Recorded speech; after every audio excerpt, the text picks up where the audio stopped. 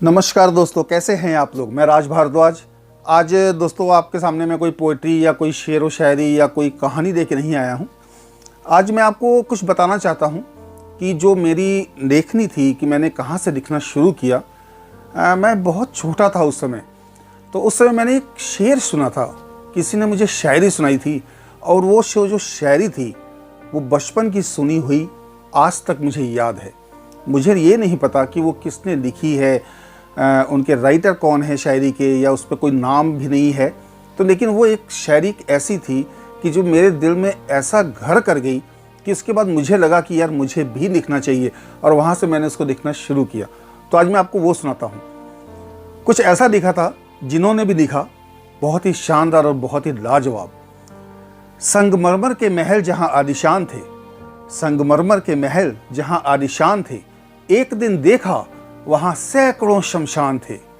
पैर हड्डी पे जब पड़ा तो उसके ये बयान थे, पैर हड्डी पे जब पड़ा तो उसके ये बयान थे, चलने वाले जरा संभल के चल, हम भी कभी इंसान थे। चलने वाले जरा संभल के चल, हम भी कभी इंसान थे।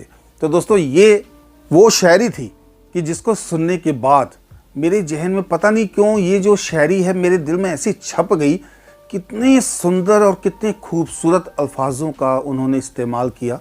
जिन्होंने भी इसको लिखा है मैं उन्हें सल्यूट करता हूँ और दिल से उनका धन्यवाद करता हूँ कि अगर उनकी लिखी हुई ये शायरी मुझ तक ना पहुँचती तो शायद मैं भी लिखना शुरू ना करता। और दोस्तों एक ये मैं आज छोटी सी वीडियो बना रहा हूँ और एक मैं आप लोगों से कुछ कहना चाहता हूँ।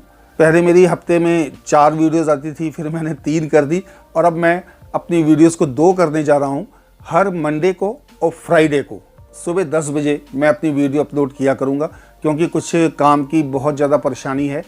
कुछ पर्सनल मतलब कि काम जो हमारे रुक जाते हैं, तो उसकी वजह से थोड़ी सी दिक्कत हो रही है कि मैं इतना यूट्यूब को टाइम नहीं दे पा रहा हूँ।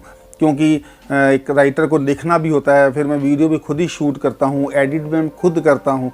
तो इतना सब कुछ करने के बाद फिर काम में भी बहुत प्रॉब्लम होती है। फिर मैं यूट्यूब को भी आप लोगों के सामने मैं अच्छी अच्छी चीज़ें लेके आऊँ, ऐसा नहीं, आप लोगों के सामने मैं क्वांटिटी नहीं क्वालिटी पेश करना चाहता हूँ। इसलिए लिखने में भी समय लगता है, और अगर मैं अच्छा लिख पाऊँगा तो ही आप लोगों को सुनने में मज़ा आएगा, तभी आप लोग मेरी वीडियोस को प्यार दोगे और लाइक करोगे। तो दोस्तों राइटर का दिमाग तो हमेशा चलता रहता है। तो मैं तो कई बार एक्टिवा पे बैठे बैठे ही पोइट्री लिखता हूँ। मैं नोटबुक मैंने अपने मोबाइल में रखी हुई है, कोई लाइन, एक हुक लाइन अगर दिमाग में आ जाती है तो मैं उसको वहीं पे लिख देता हूँ। कई बार रात को सो के जब मैं उठता हूँ, रात को कई बार नींद खुलती है पानी पीने के लिए, तो उस समय भी जब पानी पीते पीते अगर कोई बाई चांस कोई एक ऐसी हुक लाइन अगर मेरे दिमाग में आ गई तो मैं फिर उसको फटाफट फ़ोन निकाल के उसको मैं लिख देता हूँ। उसके बाद फिर उसको मैं पूरा तैयार करता हूँ। मुझे एक याद है, ऐसी एक बहुत अच्छी मेरी पोइट्री है, वो अभी मैंने अपलोड नहीं की हुई है, तो उसके मैं आपको 2 लाइनें सुनाता हूँ। वो कुछ ऐसा लिखा था कि रात को जब मैं उठा पानी पिया तो वैसे ही मेरे दिमाग में कब्रगाह ऐसे घूम रहा था कि पता नहीं कहाँ से ये शब्द मेरे दिमाग में आ गया। तो मैंने उसके ऊपर लिखा है, कब्रगाह में कब्र न खोदो मेरी, कब्रगाह में कब्र न खोदो मेरी, मुझे दफनाया नहीं जलाया जाएगा, मुझे दफनाया नहीं जलाया जाएगा। या पत्थर की दुनिया में रहने वालों, पत्थर दिल इंसानों, एक हिंदू हूं मैं, ऐसा ना करो नहीं तो बवाल मच जाएगा।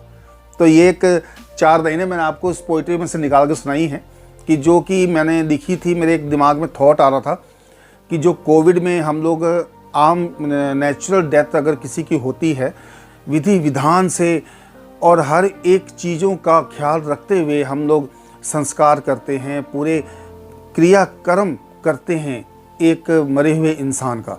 लेकिन दोस्तों बहुत ही दुख की बात है कि जो कोविड में हमारे जितने भी साथी, जितने भी भाई बहन, जितने भी हमारे हिंदुस्तानी हो गए या पूरी दुनिया में जितने भी लोगों की मृत्यु हुई है, वो बहुत ही दर्दनाक और सहने लायक नहीं है।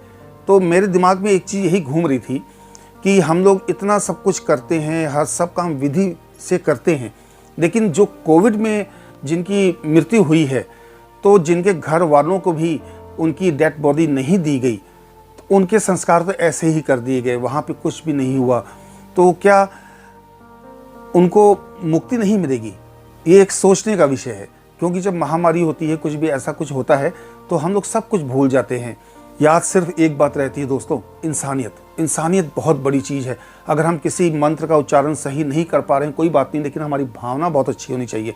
हमारे दिल में जो जज्बात हैं हमारे, वो बिल्कुल साफ़ सुथरे होने चाहिए। हम लोग मंदिरों में जाते हैं, हम लोग जानते हैं कि मंदिरों में जो हमने मूर्ति रखी हुई है वो पत्थर की बनाई हुई, कारीगर ने एक मूर्ति बना के रखी हुई है, उसका प्राण प्रतिष्ठा पंडितों के द्वारा किया जाता है। लेकिन जो सबसे बड़ी चीज़ वहाँ पे काम आती है दोस्तों, वो आस्था। कि हम अगर किसी चीज़ के साथ जुड़े हैं, अगर हम भगवान के साथ जुड़े हैं और हमारी आस्था अगर सही है, तो हम पत्थर में भी भगवान को खोज लेते हैं।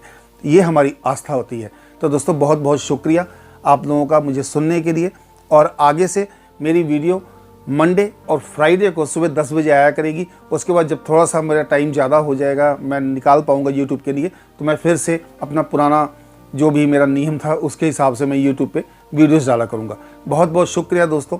अगर आपको वीडियो अच्छी लगी हो तो प्लीज़ इसे लाइक कर दें, और जिन्होंने मेरे चैनल को सब्सक्राइब नहीं किया हुआ है उनसे मैं निवेदन करता हूँ कि वो मेरे चैनल को सब्सक्राइब करने की कोशिश करें। बहुत बहुत शुक्रिया दोस्तों। सबको नमस्कार, सत श्री अकाल, सलाम, जय हिंद, खुश रहें दोस्तों।